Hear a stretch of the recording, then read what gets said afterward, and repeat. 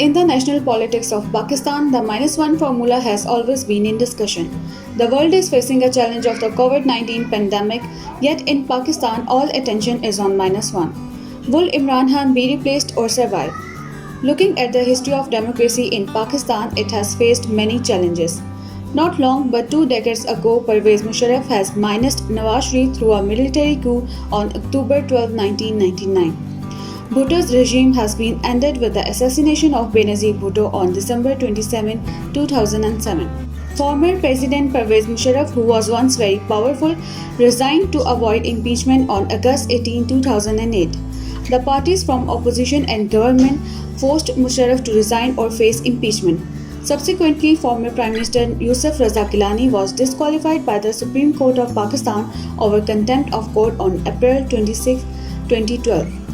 In 2013, Nawaz Sharif came into power with a two-thirds majority. Imran Khan demanded the resignation of former Prime Minister Nawaz Sharif on the allegation of election rigging. He several times called for minus one formula. Eventually, on July 2018-2017, Nawaz Sharif got disqualified by the Supreme Court of Pakistan because of dishonesty, as he hasn't disclosed his employment at Dubai-based Capital FCE company. The same is happening in the time of PTI's government. It's been almost 2 years since Imran Khan took an oath for the Prime Minister of Pakistan. Shortly from that moment on, the minus one in the federal government came into discussion several times. But this time it is being discussed more often in national politics. The question is why? The minus one has came into highlight when the government started responding to the talks. Minister of State of Parliamentary Affairs Ali Mohammad Khan wrote on his Twitter, "minus one will be minus democracy." Right after that, Prime Minister Imran Khan, on the floor of the National Assembly, condemned the possibilities of minus one, but also said that if minus one ever happens, whoever is next will not spare the corrupts. He further added, Pakistan can never prosper unless it gets hold on the corrupt elite. These mafias have looted the country and brought it to the level of bankruptcy.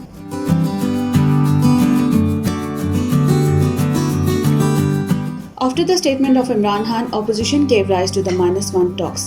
They mentioned the minus one in their press conferences, political talk shows, and on social media platforms. The further response of the ministers proved to be an icing on the cake. Federal Minister of Information and Broadcasting Shibli Fraz said minus one is the opposition party's extract of a mindset. Federal Minister of Planning and Development Asad Umar said that there is no replacement of Imran Khan in PTI. 99% of vote bank is because of him. How can you oust him? Whereas the name of Asad Umar is circulating as one of the possible replacement of Prime Minister Imran Khan, along with the Foreign Minister Shah Mahmood Qureshi, Federal Minister of Privatization Mohammad Mia Somro, Opposition Leader and President PMLN Shehbaz Sharif, former Speaker National Assembly Ayaz Sadiq, and former Prime Minister Shahid Haqqan Abbasi are the names from the opposition. Some analysts are saying that the news is valid and Prime Minister Imran Khan will soon be replaced. They believe it to be true because the establishment seems unsatisfied by the governance under Prime Minister Imran Khan. In the very first year of PTI's government, the economy of Pakistan was one of the biggest issues.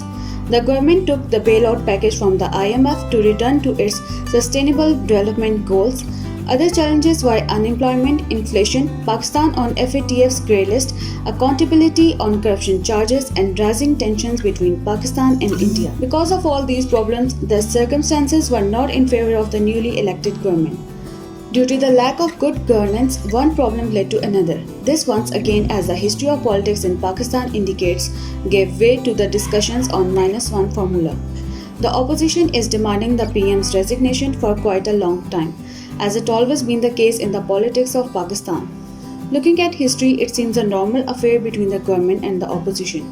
But it cannot be taken lightly, as no democratically elected Prime Minister of Pakistan has completed the 5 years tenure.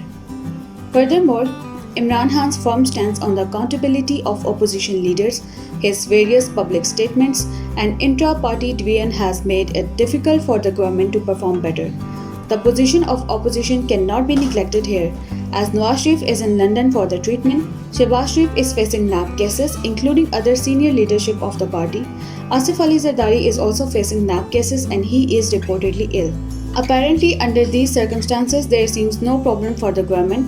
The opposition is in a difficult position itself right now. Prime Minister Imran Khan should improve the governance and avoid discussion on the allegations of the opposition. The only guarantee for the Imran Khan's survival as a Prime Minister is to deliver with effective performance. He has to keep good ties with the establishment and direct the ministers to perform. The survival of the fittest rule should be applied if Pakistan has to prosper and become a developed country.